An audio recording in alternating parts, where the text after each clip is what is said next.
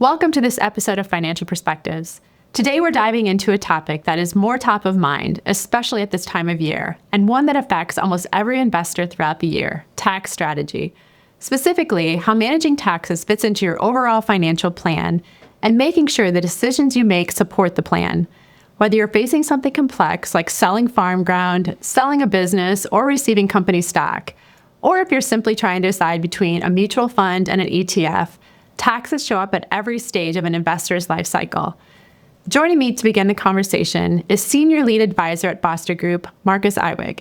Marcus, thank you for joining me. Happy to be here. So Marcus, you have many couples that come into your office and they're in different stages of life and they have unique financial circumstances. What is your approach to financial planning when it comes to tax strategy for these couples? And maybe think about, a couple that's still in their working years. Yeah, great question. So I think, first of all, we are planners, right? We do kind of tax consulting with our clients, maybe in conjunction with their CPA or tax preparer. But we primarily focus on helping them be tax efficient and prepare for that next stage of life.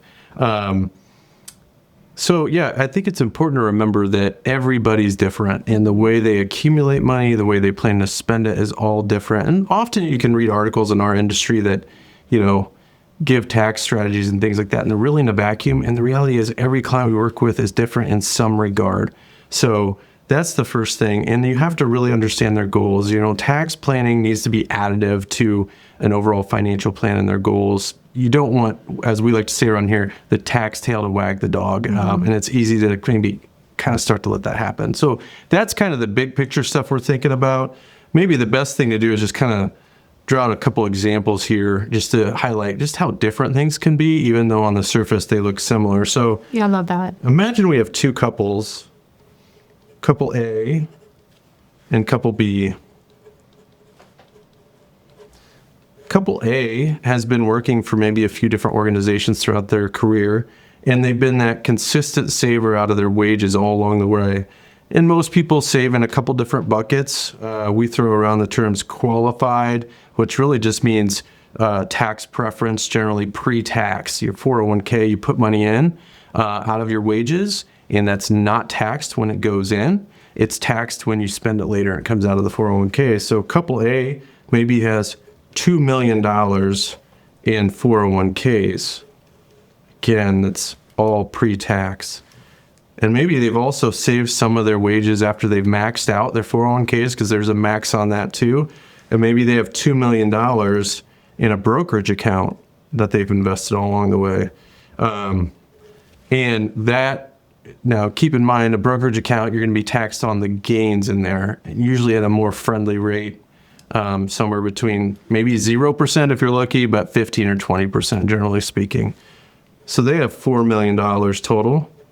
One key thing about them is all of their investable assets that they've saved are what we call liquid, meaning they're invested, but they could be sold to cash within a day or two, generally speaking. Couple B also has $4 million, but they own a business. And the way they've accumulated their investments, which is very common, is maybe they've saved a little bit in a qualified plan, like a 401k or a simple IRA. So maybe they have $1 million there, but they've really invested a lot of their excess savings back into their business and grown it over the years. So their business might be worth $3 million for a total of $4 million.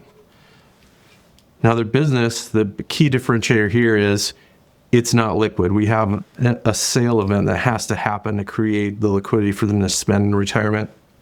And we need to work with that, figure out the best way to do that. And they likely have a big gain in that business that is going to be incurred probably in a single year, maybe 2 or 3 years, but within a short period of time as they sell their business.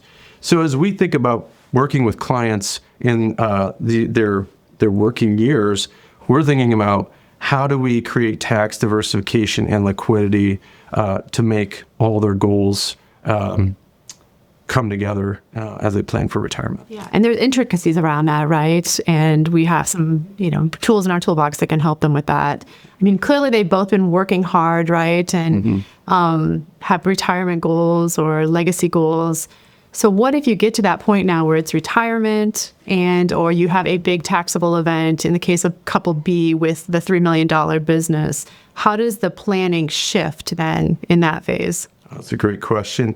And I think we talk about goals. That's a really key phrase because we have a lot of tools in the toolbox for investments to kind of manage taxes wisely, but it really comes down to what their goals are. So if somebody's very charitably inclined versus somebody maybe who doesn't have big charitable goals, that might impact how we invest money from different things like a business sale. But for a single event like a business sale, we've got some tools like a separately managed account that allows us to capture tax losses and investments a little easier that could be used to offset those gains from a business sale should we be able to get them. We could use something called a donor advised fund where we set aside maybe 2, 3, 4 years of charitable gifting during the year of the business sale. So we get that tax deduction that year, but then the client can give those funds out in the next 2, 3, or 4 years. Again, we're using the client's goals as we use those tools, but we're just hopefully enhancing their tax situation a little bit when we do that. Yeah, very helpful. And so we mentioned in the beginning too, like that $3 million asset, we're using the example of a business here, but it could be farmland. Yeah. It could be incentive stock. Yeah. Right? So there's a lot of different ways that could look. Oh, for sure. I mean, in Iowa, we see all kinds of clients who have inherited or owned farms that are going to have a sale of a farm either around retirement or in retirement. And certainly as people are in the latter years of their career, we often see significant stock option or restricted stock vests in single years that we're just trying to mitigate any unnecessary tax drag by being wise about that as we think about planning maybe in their final years of work and into their retirement years. Yeah, I love your illustration. It really shows how there's a lot of unique circumstances in play and why maybe hiring a professional, to come in and help with this could be advantageous, right? I mean, everyone wants to minimize their tax bill. For sure. And we just covered a few different possibilities. I mean, we haven't talked about other income sources and when people might file for Social Security. There's a lot of different ways for people to think about that. And importantly, the tax implications of those decisions too. They all need to come together to support a client's financial plan and goals. Perfect. Yeah. All right, let's shift gears now and talk about how investments come into play when it comes to tax strategy. Joining us now is Michael Westphal. Michael is the Director of Investments at Foster Group and leads a team of analysts and traders in order to get optimal tax strategy for our clients. Michael, welcome to the conversation. So you heard Marcus talking a little bit about how clients may have different types of accounts. He used the example of couple A and couple B. From an investment perspective, I mean, is there one sort of investment that works with all of these accounts? Yeah, I mean, ETFs are very tax efficient in taxable accounts, and they really manage capital gains particularly well compared to mutual funds. Now, they're great in a non-taxable account or a qualified account as well because you're not actually paying for that tax efficiency. So they really work great in both types of accounts. Yeah, I can understand then why they've had such a rise in popularity. What about the types of investments that are more well-suited to a particular vehicle or a particular type of account? I know you're, well-schooled in all of these also. Sure. So income-oriented strategies often are going to be better in a qualified account because that income can be taxed as ordinary income, and that's not really efficient. We don't want that. Illiquid strategies, on the other hand, might not be very suited for a qualified account where there's going to be in the future a required minimum distribution or an RMD, because if you need to make that distribution and you can't sell your security, well, you're stuck. That's not a good situation that we want to be in. On the flip side, in a taxable account, municipal bonds might be very appropriate because the interest that municipal bonds pay is exempt from federal income taxes. We work with our advisory team to determine kind of the crossover point for when it is appropriate based on a client's tax rate and what the market is yielding for both taxable and municipal bonds to see what the best vehicle and option is for them. Yeah, I love that collaboration, and we'll get back to that. But I also want to ask you a question. So we also talked about this big taxable event and the use of a SMA or separately managed account. your team is charged with sort of executing that behind the scenes, and our clients don't always get to see the work that's done there that is really benefiting them. Can you just walk us through the specifics of how that account works? Sure. So when a client has a large taxable event, the coordination just becomes that much more important. So in these situations, like you said, we might use a tool called a separately managed account. We sometimes refer to it as an SMA as well. And what this does is it allows us to harvest losses at the individual security level. Those losses can offset the gains from something like a business sale. Couple B's $3 million business sale, they're going to have the gain on that. We could possibly utilize that to offset the gain. So let's use Couple B as an example, and let's say we take half of their proceeds from that business sale and put it into an SMA, and let's say it's going to track the S&P 500. So we're going to buy lots of securities to try and mimic the return of the S&P 500, and when some of those securities go down, we're going to sell those, capture the loss, use that loss to offset the gain of the business sale. So is there a best time during the year to sell a business if you want to use this strategy? As early as possible. The more days that you have to try and capture the dips in the market. If that dip happens January 2nd, you can't go back in time and try to capture that.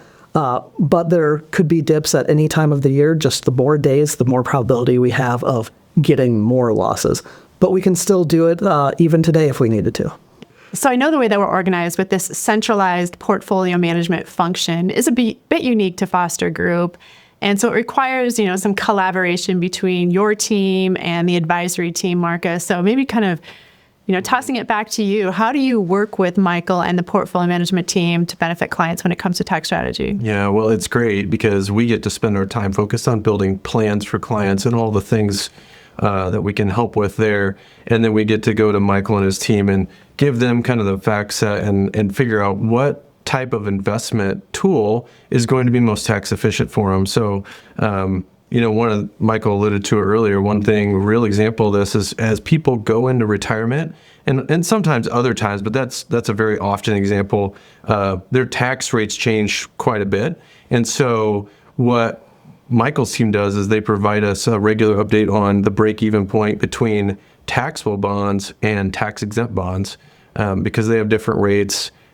We can figure out what tax rate you need to be at to make those tax-exempt bonds provide more after-tax return.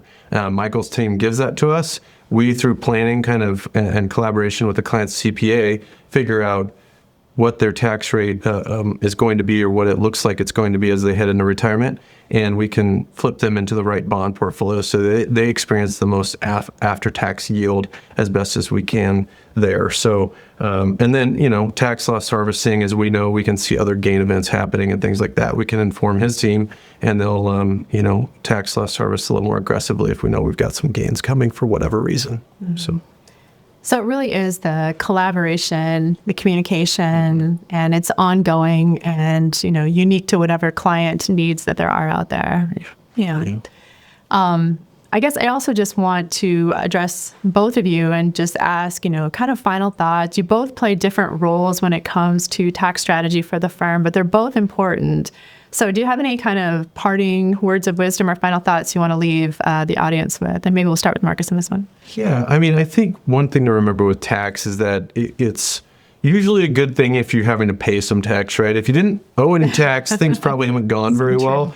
So it's easy to kind of get a little sideways if you're paying some tax, but remember that's a good thing. And then two, keep the bigger picture in mind. Like, we're going to do everything we can as advisors in collaboration with a client's CPA, in collaboration with our portfolio management team to assist clients in not paying any more tax than they need to. But at the end of the day, we want everything to support a specific goal and a specific plan. And tax is it's an additive. It's the icing on the cake, not the cake itself, mm-hmm. right? So it's always good to keep that in mind and then have a good team that's going to help you minimize that tax drag, if you will. Yeah. I don't know that too many people would say tax is the icing on the cake. Yeah, that's fair. That's fair. Only a CPA. Yeah. How about you? Sure. my advice would be pretty simple. You really need to lead with the merits of the investment and not let tax be your primary driver of why you're selecting an investment in the first place. So my team is going to be hyper-focused on reducing tax drag within a portfolio, and then we're going to stay disciplined to the long-term strategy and our investment principles here at Foster Group. Perfect. Thanks to both of you for joining us. It was a great conversation. Thanks, Gretchen. As we wrap up today's conversation, here's the key takeaway. Tax strategy matters, but it shouldn't be the first or only reason to choose an investment. Tools and strategies all have their time and place, but the right choice depends on your goals, your time frame, and your overall plan. At Foster Group, our entire team is ready to work together with the goal of optimizing your tax strategy. And as always, if you have any other topics you'd like to see us address, please let us know at our website, fostergrp.com. And if you're joining us on our podcast, would you consider giving us a like on your app and share with your friends? Until next time.